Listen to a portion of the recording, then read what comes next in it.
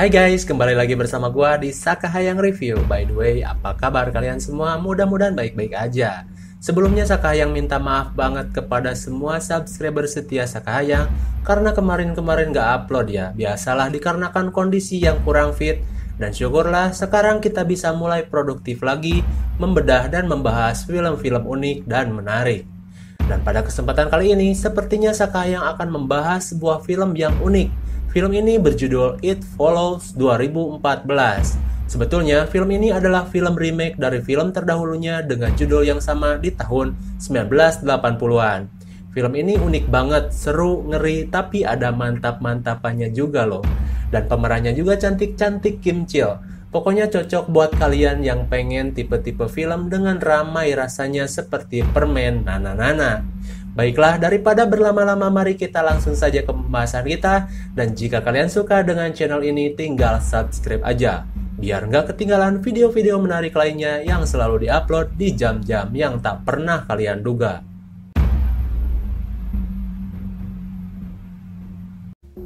Film ini diawali dengan scene seorang wanita muda yang sepertinya sangat gelisah dan seperti dikejar-kejar oleh sesuatu. Namun anehnya, nggak jelas juga apa yang sebenarnya mengejar dirinya itu. Ia berlari ke sana ke sini, muter-muter sampai-sampai ayahnya bertanya, "Kau kenapa lari-lari nggak jelas di senja hari?" Namun wanita ini tidak menjawab. Lalu ia memutuskan untuk kabur dengan menggunakan mobil. Dan ia berhenti di pinggir pantai dan sepertinya sudah pasrah. Lalu ia menelpon ayahnya bahwasanya ia sangat mencintai ayahnya dan ia meminta maaf atas segalanya dan tiba-tiba ia seperti sangat ketakutan dan alhasil ia pun mati dengan kaki yang nilep mengenaskan sekali. Lalu scene beralih ke sebuah rumah dengan seorang wanita Kim Chill cantik yang bernama Jae. Memang namanya seperti nama lelaki, namun bukan. Ya nggak penting juga sih. Terlihat ia sedang mandi di sebuah kolam renang buatan. Dan seorang temannya menyuruh Jae untuk selesai mandi karena terlihat di seberang rumahnya ada seorang bocil yang sedang memperhatikan anatomi tubuh wanita. Lalu ia pun masuk. Di sana ia mempunyai teman-teman dekat. Satu orang lelaki dan dua orang gadis. Mereka sudah seperti keluarga dekat. Namun di sini ada yang unik. Terlihat semua furniture dan televisinya menggunakan konsep jadul khas tahun 80-an. Dan satu lagi alat make up dengan fungsi chatting. Unik sih. Singkat cerita, Jae pun berdandan. Ternyata ia mempunyai sebuah janji untuk ngedate bersama seorang lelaki baru kenalannya. Dan ia pun pergi untuk nonton. Lelaki itu bernama Hug. Dan ketika mereka sudah masuk di studio, tiba-tiba si Hug terlihat gelisah. Ia pun terus melihat ke belakang dan Jae bertanya, "Kau kenapa?" Lalu si Hug bilang, "Hei, kau lihat seseorang di belakang itu ada yang sedang berjalan lurus menghampiri kita." Namun Jae tidak melihatnya. Sontak, Hug pun merasa ketakutan dan mengajak Jae untuk segera pergi. Lantas Jae bertanya, "Kau kenapa?" Lalu Hug pun mengganti acara nontonnya menjadi acara makan-makan. Namun kita bisa lihat di luar jendela kita melihat seperti seorang yang berjalan menghampiri mereka. Misteri apa yang sebenarnya sedang terjadi? Kita lanjut, oke? Singkat cerita, si Hug mengajak Jae untuk pergi ke sebuah tempat yang sepi. Ternyata si Hug mengajak Jae untuk mantap-mantapan. Dan karena Jae cewek Kim Chill, ia pun mau-mau aja. Dan terjadilah adegan mobil bergoyang. Mereka mantap-mantapan di sana. Dunia rasanya cuma milik mereka berdua. Dan setelah selesai, Jae pun berbincang sejenak. "Say, kamu janji nggak akan ninggalin aku kan?" Biasalah kata-kata seperti itu. Namun tiba-tiba si Jae dibius dan pingsan di dalam mobil. Dan ketika ia sadar, ia pun sudah diikat di sebuah kursi roda. Dan terlihat si Hug seperti sangat waspada. Jae pun bertanya, "Apa yang kau lakukan?" Lalu si Hug menyuruh Jae untuk mendengarkannya baik-baik. Bahwasanya dari dulu ia sering diikuti oleh seseorang yang misterius namun gaib. Ia bisa melihatnya namun orang lain tidak bisa melihatnya. Dan hal itu terjadi setelah ia mantap-mantapan dengan seseorang. Ia seperti dikutuk dan diikuti oleh sesuatu yang misterius. Dan jika ingin melepaskan kutukan itu, kau harus mantap-mantapan dengan seseorang. Dan makhluk aneh itu akan berpindah mengikuti yang lain. Begitu seterusnya. Dan pada kasus ini si Hug memindahkan kutukannya kepada Jay. Dan Jay disuruh untuk memberikan kutukan itu kepada yang lain. Kalau tidak, kau akan mati. Lalu Jay diperlihatkan sosok mengerikan tersebut yang datang menghampiri mereka. Terlihat wanita tanpa busana datang dan makhluk itu sudah tidak mengikuti Hug. Ia kini mengikuti Jay. Dan seperti yang sudah dijelaskan tadi, Jay harus survive karena kalau tidak, Jay akan mati dan kutukan akan kembali kepada Hug.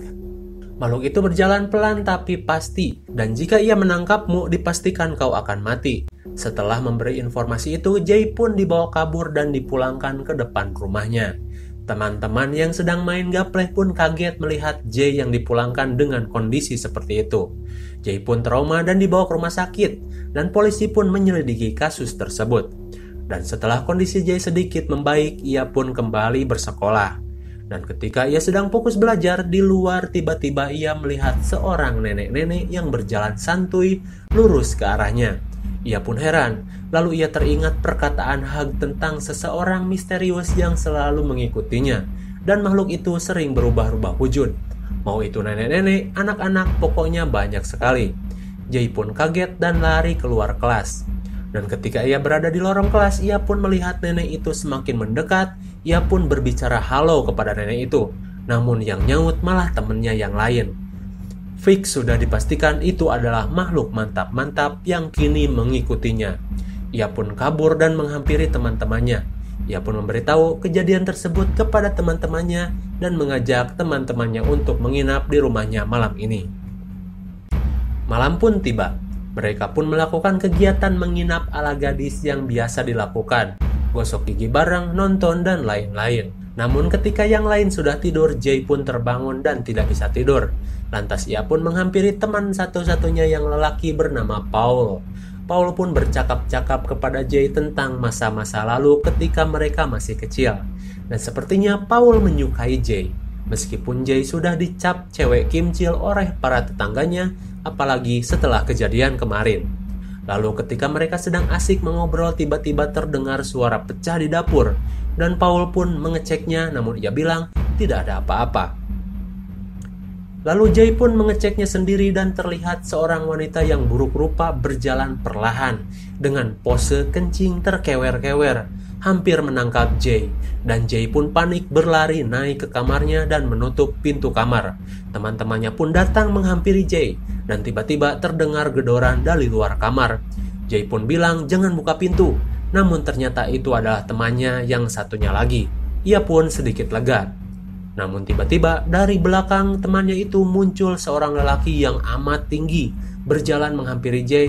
Ia pun panik dan lari keluar lewat jendela. Ia pun kabur pakai sepeda, lalu teman-temannya mengejar Jay dan menenangkannya. Kemudian Jay melihat seorang lagi yang datang menghampirinya. Ia pun panik dan bilang, "Hei kau, lihat di sana ada yang berjalan." Dan untung saja teman-temannya pun melihatnya.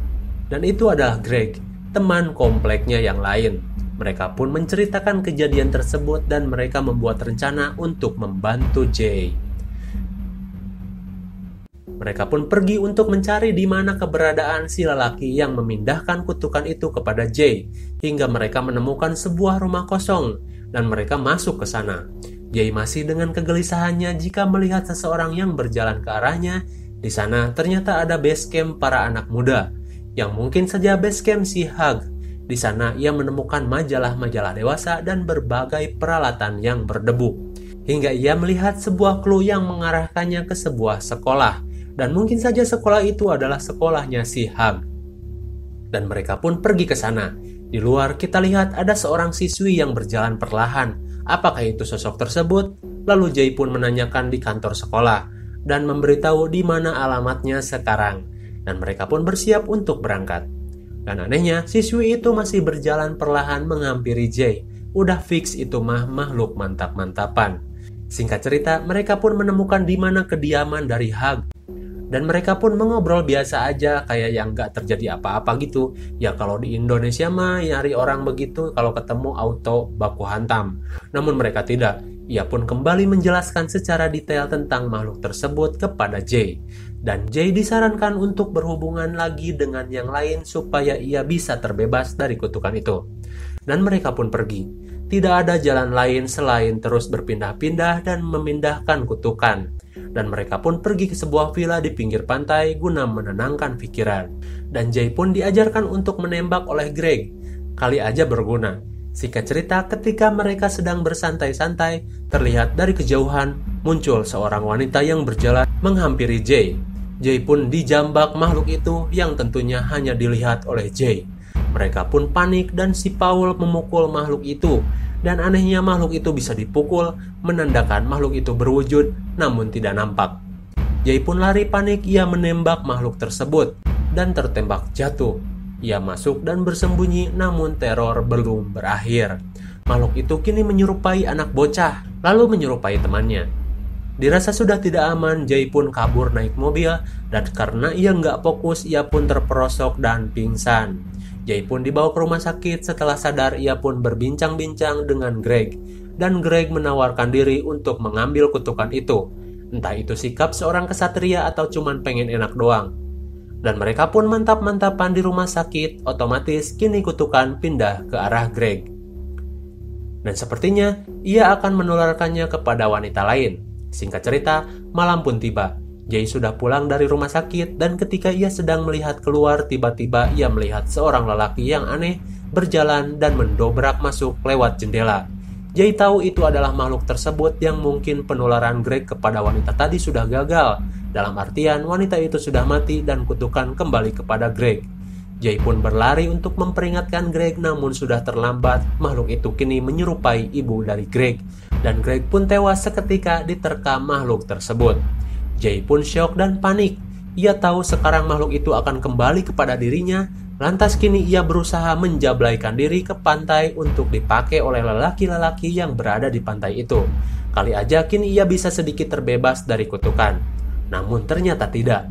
Hanya berselang 1 hari saja kutukan itu kembali kepada dirinya, yang menandakan para lelaki yang kemarin sudah pada mati. Dan benar saja, Jay pun melihat seorang lelaki tanpa busana berdiri di atas atapnya dan kembali mengikutinya. Lalu Jay dan teman-temannya pun sudah lelah untuk berlari dan berencana untuk membunuh makhluk itu. Lalu ia pun kini memancingnya ke dalam gedung olahraga renang. Dan Jay bersiap di sana di tengah kolam biar tahu kalau makhluk itu datang ke arah Jay. Mereka mempersiapkan segalanya. Sepertinya mereka berencana memancing makhluk itu ke dalam air dan menyetrumnya. Dan makhluk itu pun datang. Namun ternyata makhluk itu tidak bodoh. Makhluk itu tidak masuk ke dalam air, melainkan makhluk tersebut melempari Jay dengan alat elektronik.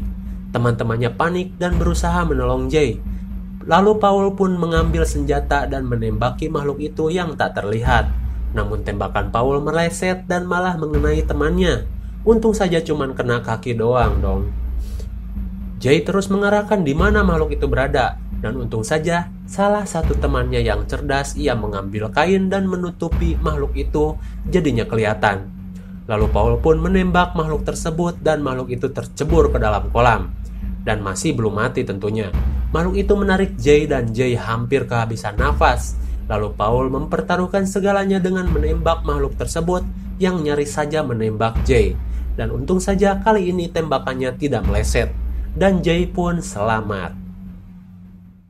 Singkat cerita, setelah kejadian menegangkan itu, kini di tengah malam dengan suasana hujan, Jay pun memulai ritual keamanan. Karena ia tahu mungkin saja makhluk itu belum mati. Ia pun mantap-mantapan dengan Paul. Yang tadinya memang Paul pengen ngambil kutukan Jay sih, biar dikasih ke yang lain gitu.